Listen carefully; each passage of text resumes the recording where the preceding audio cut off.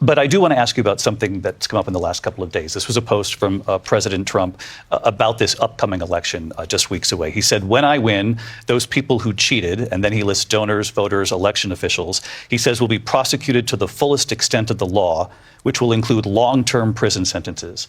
One of your campaign's top lawyers responded saying, we won't let Donald Trump intimidate us. We won't let him suppress the vote. Is that what you believe he's trying to do here? Donald Trump was fired by 81 million people. So let's be clear about that. And clearly he is having a very difficult time processing that. But we cannot afford to have a president of the United States who attempts, as he did in the past, to upend the will of the voters in a free and fair election. And I'm going to tell you that I have traveled the world as Vice President of the United States, and world leaders are laughing at Donald Trump. I have talked with military leaders, some of whom worked with you, and they say you're a disgrace.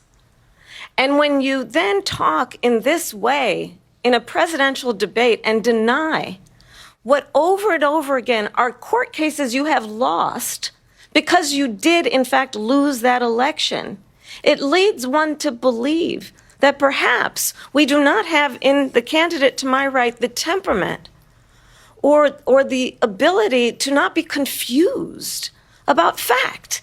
That's deeply troubling, and the American people deserve better. I'll give you 1 minute to respond, Mr. President. Let me just say about world leaders. Viktor Orban, one of the most respected men, they call him a strong man. He's a tough person, smart. Prime Minister of Hungary. They said, why is the whole world blowing up? 3 years ago, it wasn't. Why is it blowing up? He said, because you need Trump back as president. They were afraid of him. China was afraid, and I don't like to use the word afraid, but I'm just quoting him. China was afraid of him. North Korea was afraid of him. Look at what's going on with North Korea, by the way. He said Russia was afraid of him. I ended the Nord Stream 2 pipeline, and Biden put it back on day one, but he ended the XL pipeline.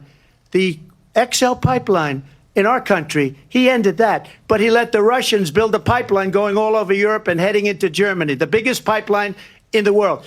Look, Viktor Orban said it. He said the most respected, most feared person is Donald Trump. We had no problems when Trump was president.